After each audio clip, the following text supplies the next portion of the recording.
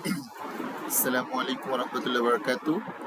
আজকে গত এক সপ্তাহ যে আমি এক সপ্তাহ ছুটি কাটিয়েছিলাম মসজিদ থেকে, এই এক সপ্তাহে আমি যে গুরুত্বপূর্ণ জায়গাগুলো গিয়েছিলাম এবং কি কি শিক্ষা পেলাম সব আজকে ভিডিওর মাধ্যমে আমি শেয়ার করবো ইনশাল্লাহ।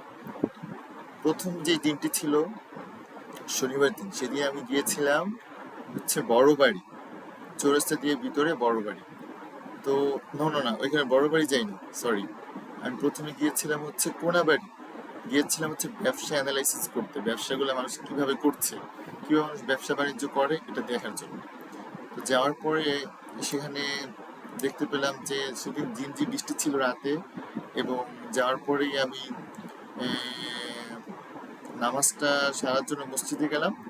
তারপরে একজন, যেখানে মসজিদটা টাউন মসজিদ, তো মসজিদের মধ্যে একজন ইমাম সাহেবের সাথে আমার দেখা হলো। অনেক সুমধুর কণ্ঠের অধিকারী এবং ভাষা যে চমৎকার, এক একটা শব্দ চয়ন। আমি নামাজ শেষ করে তাকে জিজ্ঞেস করলাম যে হুজুর, আপনার যে ভাষা এত চমৎকার এবং সুন্দর তেলাওয়াত, উনি বললো মাশাআল্লাহ, ধন্যবাদ। আমি পরে বললাম যে আমার ভাষাটা শুদ্ধ করার জন্য কি করা যায়। উনি বললো যে তুমি বাংলা বই জোরে জোরে পড়বে, জোরে জোরে পড়ার কারণে বাংলা বইয়ের যে লাইনগুলো আছে এই লাইনগুলো তোমার মনের সাথে লাইন হয়ে যাবে।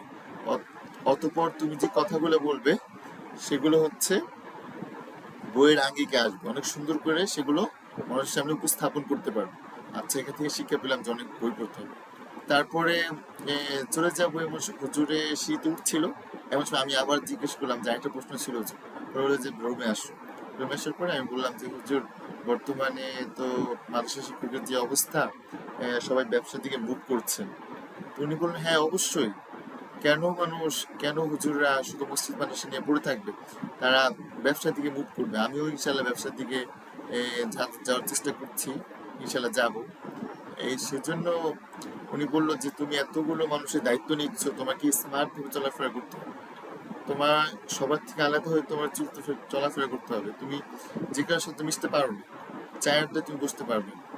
তারপরে উনি আরো অ্যাডভাইস দিল যে তুমি ব্যবসা বাণিজ্য করো, ব্যবসা বাণিজ্য পাশাপাশি ব্যবসা বাণিজ্য শুরু করো। আমি শুরু করছি। তারপর ওনার সাথে কথা বলতে আমার ভালো লাগছিল।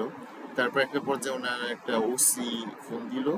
তারপরে আমি চলে আসলাম। এখান থেকে আসার পরে ব্যবসা সম্পর্কে আরো কিছু কাপড় টাপড় দেখলাম, পরে 20 টাকার মুড়ি খেলাম, পরে একটা বার্গার খেলাম। বার্গার খাওয়ার পরে অটোতে উঠেছি, চৌরাস্তা আসবে, এমন সময় একটা ব্যবসায়ীর সাথে আমার দেখা হলো। তিনি হচ্ছে বিক্রি করে হচ্ছে কি বলে এগুলো, ছমছম, চমচম, হ্যাঁ হ্যাঁ হ্যাঁ চমচম। তো এই চমচম তিনি নিজে বানায় বিক্রি করে। জয়দেবপুর একটা কারখানা আছে, কারখানার যে বানায় নিজে 30 টাকা করে বিক্রি করে। তো ওনার বিক্রি আজকে শেষ, আজকে সে বাসায় চলে যাচ্ছে। উনি আমাকে বললো যে ভাইয়া, আপনাকে দেখলে ভালো লাগলো, আপনি হুজুরের মানুষ ব্যবসা করতে আসছেন। তো আমরা তো 2 নম্বরে করি, অনেক সময় 9-6 বইলা ব্যবসা করি, এটা তো আপনারা করতে পারবেন না। উনি আমাকে বললো, অ্যাডভাইস দিল যে লেবুর ব্যবসাটা আপনি করতে পারেন, লেবুর শরবতের ব্যবসাটা, এটা অনেক সুন্দর হবে, আপনার জন্য পারফেক্ট হবে। তারপরে আমি বললাম আচ্ছা ঠিক আছে, এগুলো বলে তার নাম্বার নিয়ে আমি চলে আসলাম।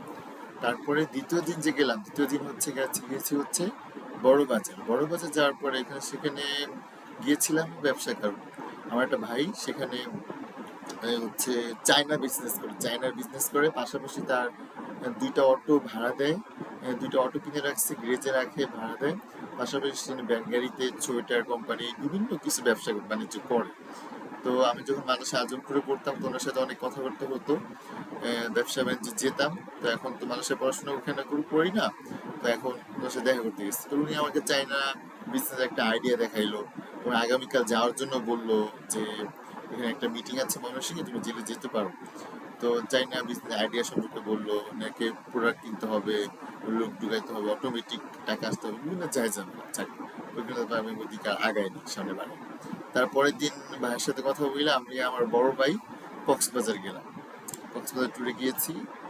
সব সর্বপ্রথম আমি এক্সপিরিয়েন্স হয়েছে হচ্ছে স্লিপিং বাসে। আমি কখনো স্লিপিং বাসে উঠি নাই, অনেক সময় দেখতাম যে নিচেও কাজ উপরেও কাজ, বাট বুঝতে পারতাম না কিভাবে মানুষ এটা একটু ঘুমায়।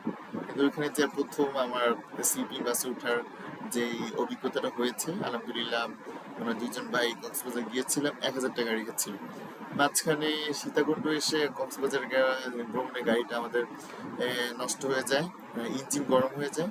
সেখান থেকে আমাদের 300 টাকা দিয়ে যেতে বলে। তারপরে আরো অনেক একটা মাইক্রো পেয়েছিলাম, মাইক্রো দিয়ে 300 করে আমরা গিয়েছিলাম। তারপর ওইখানে গিয়ে যাওয়ার পরে আমরা যে শিক্ষাগুলো পেলাম সেটা হচ্ছে নতুন ঢেউ। সমুদ্রের শেষ কি বিশাল বিশাল ঢেউ হতে পারে সেটা আমি সেখানে না গেলে টের পেতাম না। বিশাল বড় বড় ঢেউ, এগুলো আসছে এক একটা মনে হয় যে একটার পর একটা ধেয়ে আসছে। এই একটা এক্সপিরিয়েন্স আমার অনেক হয়েছে। সমুদ্রের ঢেউগুলো আমার অনেক ভালো লেগেছে। অনেকে অনেক ধরনের ব্যবসা দেখলাম, কফির ব্যবসাটা সেখানে দেখলাম যে মানুষ ঘুরে ঘুরে কফি বিক্রি করছে, এবং সেখানে অনেক মানুষ টাকা উড়ায়। 5 স্টার হোটেলগুলো আছে, বাণিজ্যিক এলাকা, এখান থেকে শিক্ষা পেলাম। তারপরে লাক্সারিয়াস যারা চলাফেরা করে তাদের জীবন চলাফেরা একটু দেখলাম, হালকা পাতলা এক্সপিরিয়েন্স হয়েছে। আসার সময় স্লিপিং বাসে এসেছি। তারপরে গতকালকে আমি জয়েন করেছি মসজিদে। আবার ইনশাল্লাহ দেখি কথা যাওয়াতে সামনে ভ্রমণের চিন্তা ভাবনা আছে। তো এই এক্সপিরিয়েন্সে, এই কক্সবাজার ভ্রমণে আমার অনেক শিক্ষাগুলো রয়েছে। এই শিক্ষাগুলো আস্তে আস্তে আমি এক্সপিরিয়েন্স করবো ইনশাল্লাহ।